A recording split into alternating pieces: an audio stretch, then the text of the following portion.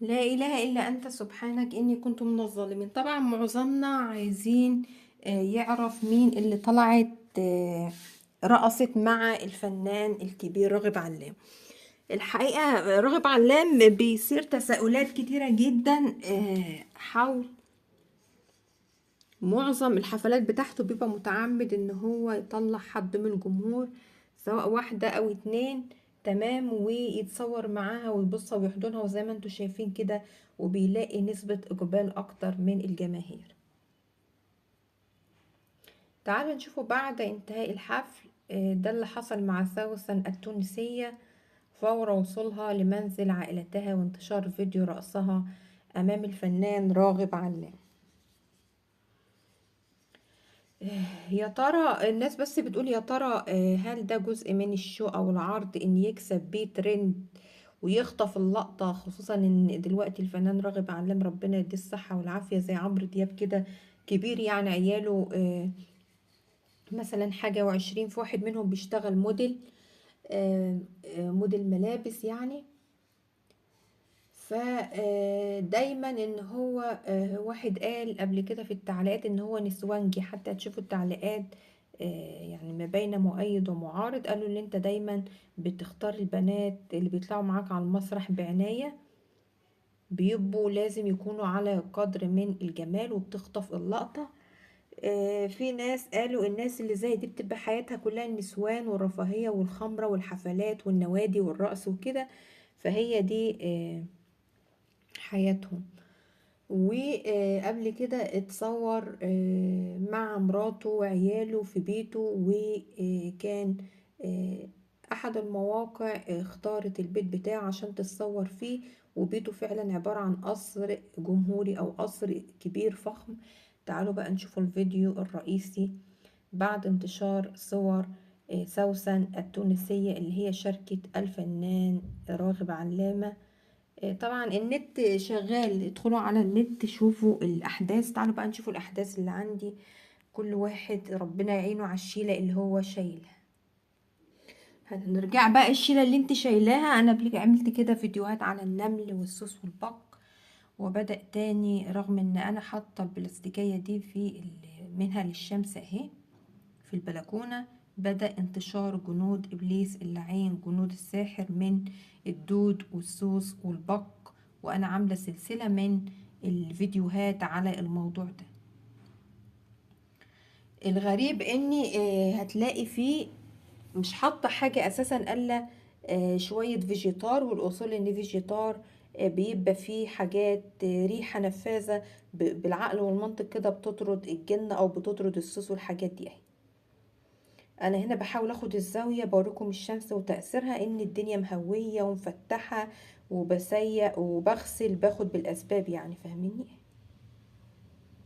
تعالوا بقى نشوفوا الفيديو، مدته قصيرة ولكن جواه معاني كتيرة جدا لسلسلة احداث السحر اللي انا مش عارفة اشيل دماغي منها، وبقيت اتمنى الموت من السحر المتسلط على الجسم والدماغ والبيت اهو. تعالوا بقى نشوفوا الفيديو، مدته زي ما قلت بسيطة جدا اهي.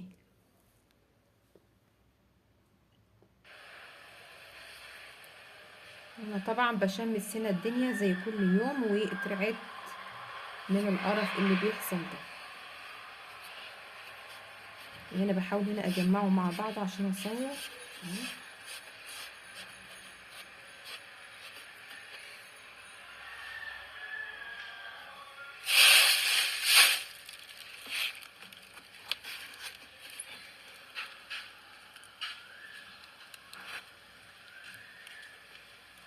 يبقى هنا بصور في وضع الشمس ووضع غير شمس، يعني وضع مشمس اهو، وضع غير مشمس اهي.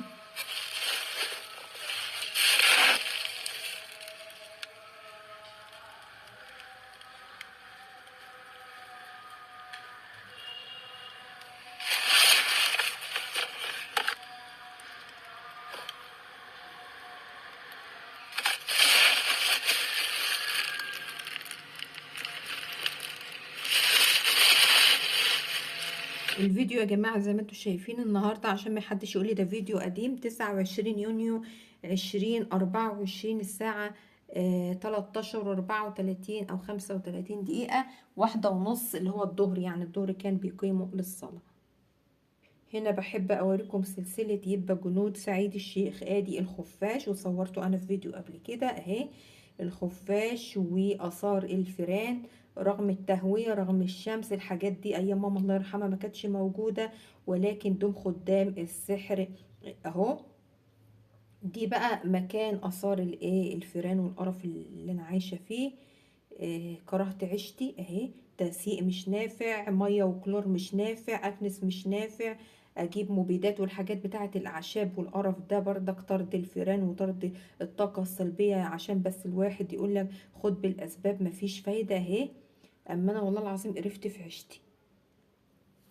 استعنت قبل كده بأحد المواقع اللي بتنشر أسباب السحر أو أعراض السحر المرشوش. قلنا انتشار القطط دي أنا بحس بيها وساعات بشوفها، فيران، خفاش، ضياع النقود. أنا بيضيع مني ساعات ورق مهم جدا زي ورقة الجواز أو الطلاق بتاعتي. المصابيح أو الأجهزة قاعدة بتبوظ بصورة مستمرة. طاقة سلبية طبعا، طول ما انا قاعدة الاقي اللي داخل واللي طالع، خيالات وظهور اشخاص بتبقى بتظهر قدام عينك لمدة ثواني معدودة. وغير بقى الألم في الظهر، الصداع، سواد حوالين العين، هالات سودة، إحساس خنقة، زهق، إحساس بعدم الأمن والأمان، مشاكل في الرحم، تقل في الرجل. طبعا انت بقى بتلفي دكاترة ومخ وأعصاب وتحليلات وأشعات، بقع زرقاء في الرجل، تساقط الشعر في كل مكان. برضك بتاخدي علاج مفيش مقويات، الحاجات دي برضو مفيش ليها اي اثر. وقف حال، سواء خراب بيت، عدم اتمام جواز، ساحر بيهددك بيقولك لو انت اتجوزتي هيبقى في خراب بيت وتتطلقي. فاهمين؟